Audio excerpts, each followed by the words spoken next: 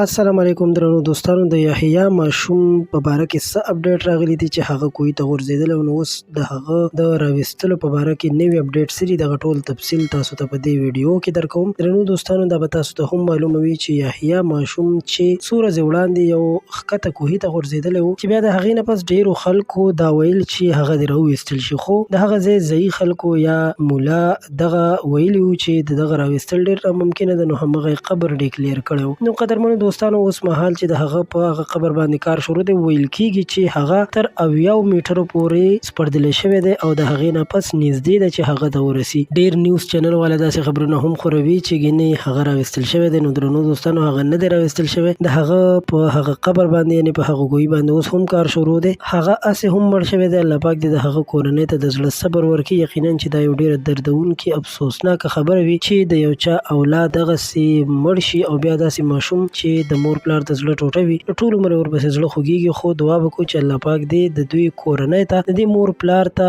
د زړه صبر ورکړي. امین ثم امین.